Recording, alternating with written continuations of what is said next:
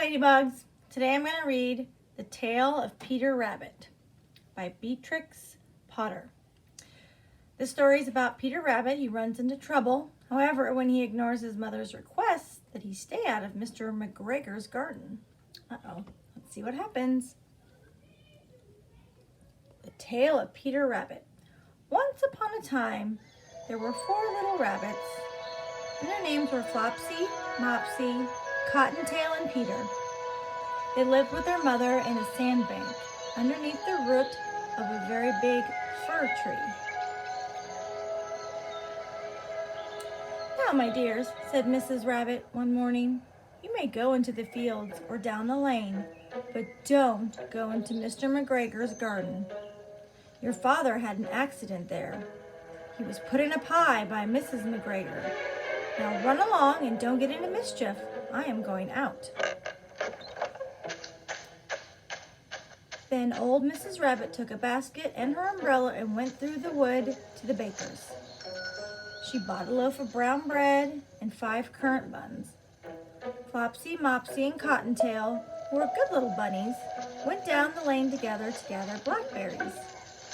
Peter, who was very naughty, ran straight away to Mr. McGregor's garden and squeezed under the gate. First, he ate some lettuces and some French beans, and then he ate some radishes, and then, feeling rather sick, he went to look for some parsley. But around the end of a cucumber frame, who should he meet but Mr. McGregor? Mr. McGregor was on his hands and knees planting out young cabbages, but he jumped up and ran after Peter, waving a rake and calling out, "Stop, thief!" Peter was most dreadfully frightened. He rushed all over the garden, for he had forgotten the way back to the gate. He lost one shoe among the cabbages and the other among the potatoes. After losing them, he ran on 4 legs and went faster.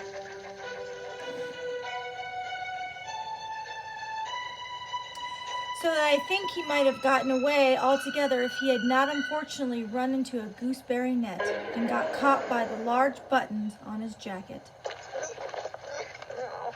It was a blue jacket with brass buttons, quite new. Peter gave himself up for lost and shed big tears, but his sobs were overheard by some friendly sparrows who flew to him in great excitement and begged him to exert himself.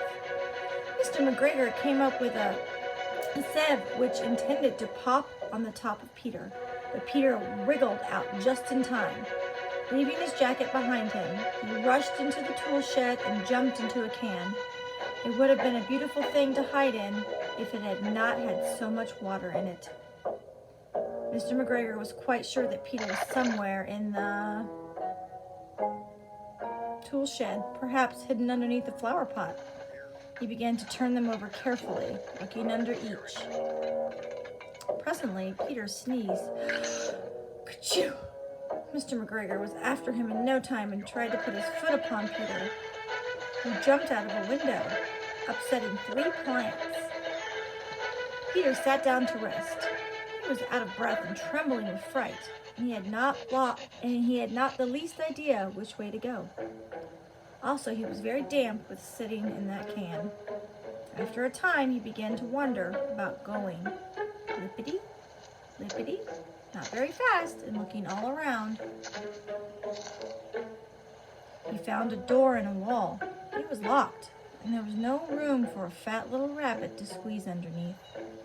An old mouse was running in and out over the stone doorstep, carrying peas and beans to her family in the wood. Peter asked her the way to the gate, but she had such a large pea in her mouth, she could not answer. She only shook her head at him. Peter began to cry. Then he tried to find his way straight across the garden, but he became more and more puzzled. Presently, he came to a pond where Mr. McGregor filled his water cans. A white cat was staring at some goldfish. She sat very, very still, but now, and then the tip of her tail twitched as if it were alive. Peter thought it was best to go away without speaking to her. He had heard about cats from his cousin, little Benjamin Bunny. He went back toward the tool shed, but suddenly, Quite close to him, he heard the noise of a hoe. Scratch, scratch, scratch, scratch. Peter ran underneath the bushes, but presently, as nothing happened, he came out and climbed upon a wheelbarrow and peeped over. The first thing he saw was Mr. McGregor hoeing onions. His back was turned toward Peter, and beyond him was the gate. Peter got down very quietly off the wheelbarrow and started running as fast as he could go. Along the straight walk behind him, some black currant bushes. Mr. McGregor caught sight of him at the corner, but Peter did not care. He slipped underneath the gate and was safe at last in the wood outside the garden. Mr. McGregor hung up the little jacket and the shoes for a scarecrow to frighten the blackbirds. Peter never stopped running or looked behind him till he got home to the big fir tree. He was so tired that he flopped down upon the nice soft sand on the floor of the rabbit hole and shut his eyes. His mother was busy cooking. She wondered what he had done with his clothes. It was the second little jacket and pair of shoes that Peter had lost in 2 weeks. I am sorry to say that Peter was not very well during the evening. His mother put him to bed and made some chamomile tea, and she gave a dose of it to Peter. 1 teaspoonful to be taken at bedtime. But Flopsy, Mopsy, and Cottontail had bread and milk and blackberries for supper. The end.